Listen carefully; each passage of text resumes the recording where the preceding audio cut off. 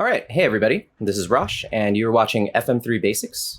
This is a video series I'm putting together to help new and experienced users program all the Fractal audio products, including the FM3, the FM9, and the XFX3. So a little about myself. Once again, my name is Rosh, and I'm a guitar player and guitar tech out here in the Los Angeles area. I build and program a lot of guitar rigs for a lot of different clients. Some of my clients include Steve Vai, Leppard, Melissa Etheridge, Bush, A Perfect Circle, and more. So I wanted to give back to the Fractal community and go over some tips and tricks and different ways to set up and program all your Fractal audio products. This particular video series is going to be dedicated to the FM3.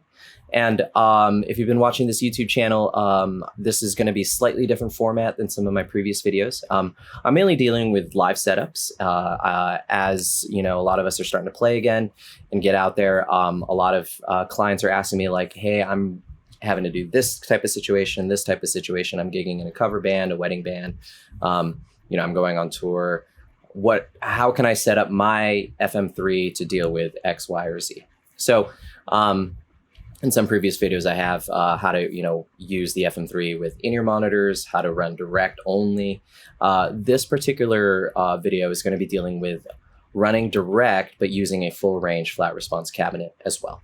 So one of the main differences between the FM3 and the FM9 is that the FM3 only has two stereo outs, meaning output 1 has a left and a right, and then output 2 also has a left and a right.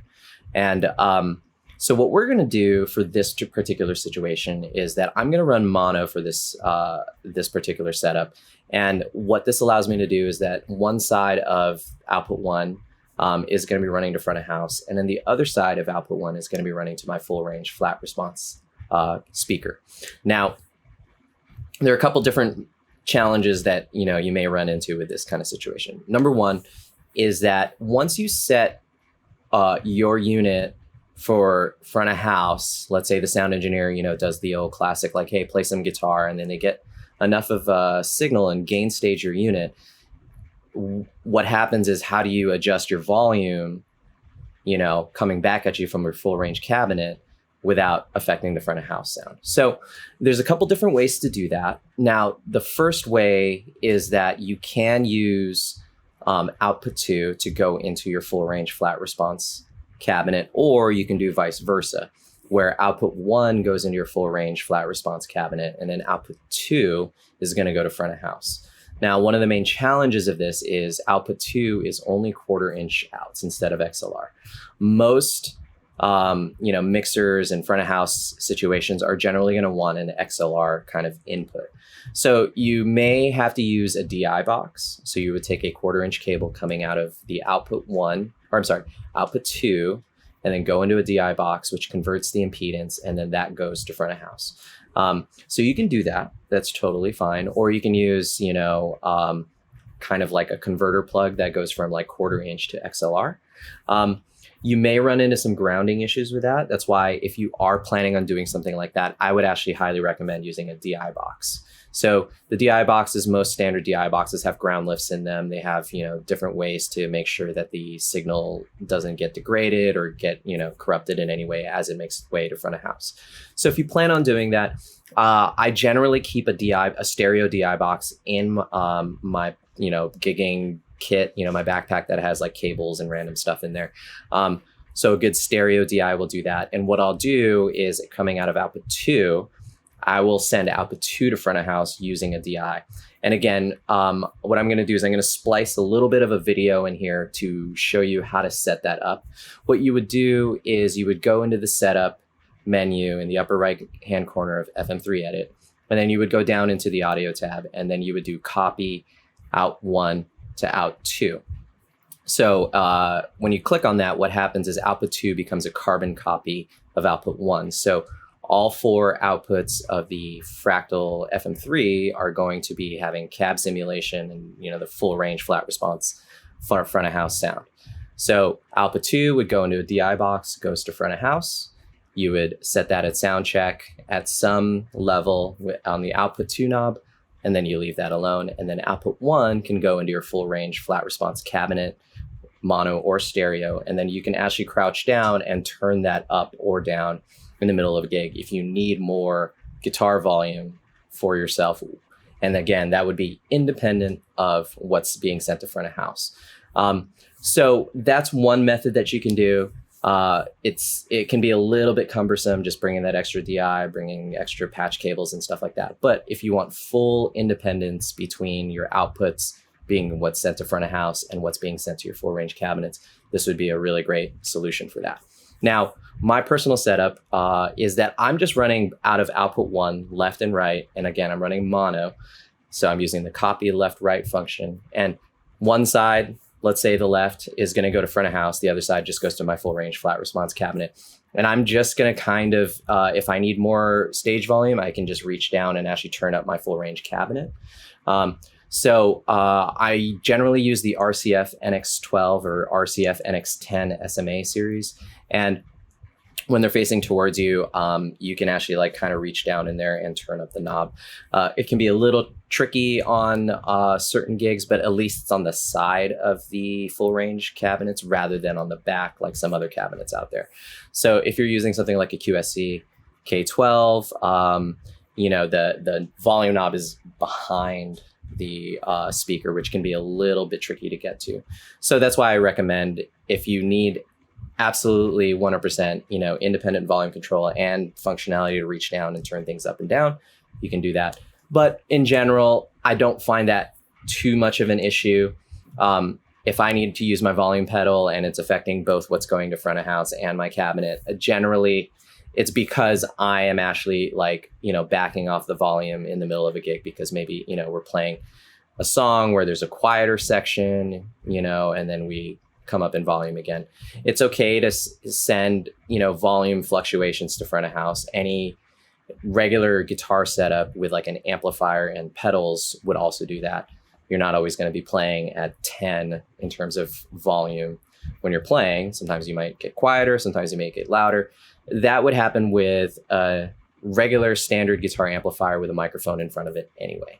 So those kinds of situations, it can be very, it's very user dependent, very subjective. But in general, I don't personally have that much of a problem with it. And most of the front of house engineers that I work with never really have an issue with me, with the volume fluctuating up and down. As long as you have a good sound check, as long as you understand how to get your stage volume happening so you don't have any issues as you're playing, and just understanding like how to turn things up and down, it's totally fine. So what I'm going to do now is I'm going to actually transition this video into live on-site setup, and I'm just going to walk through the setup of how I'm using the FM3 with a full range flat response cabinet, as well as a going direct to front of house.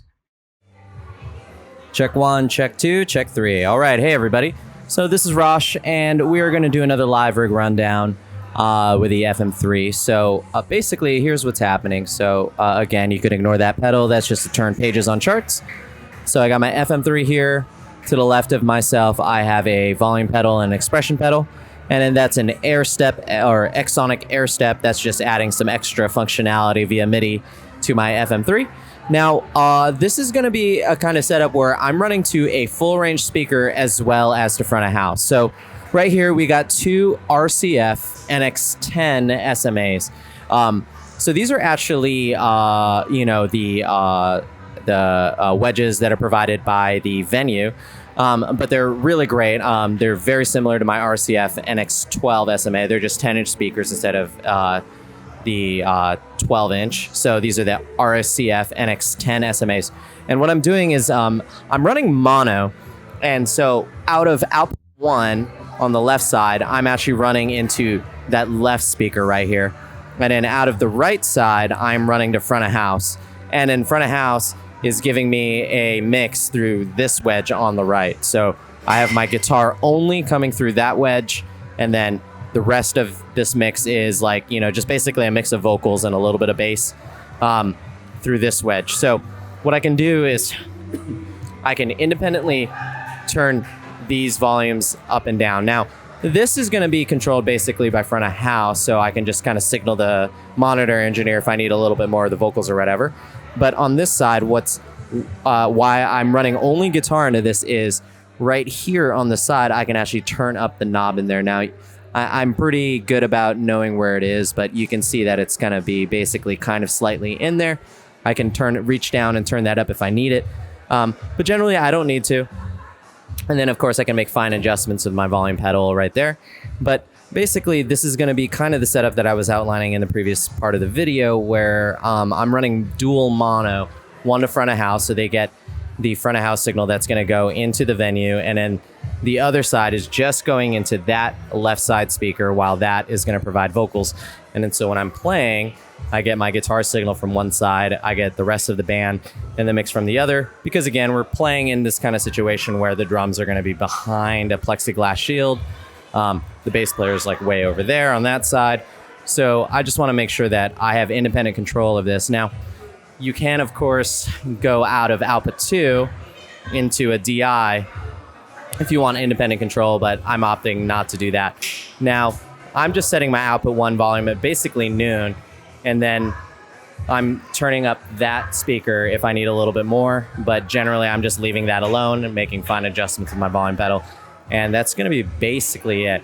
Really simple setup. Again, dual mono into the house sound system, but these are really great speakers, really flexible. And again, I'm never wanting for more guitar versus more vocals or anything like that. I can always make adjustments on the fly just by reaching down and turning things up or adjusting with my foot.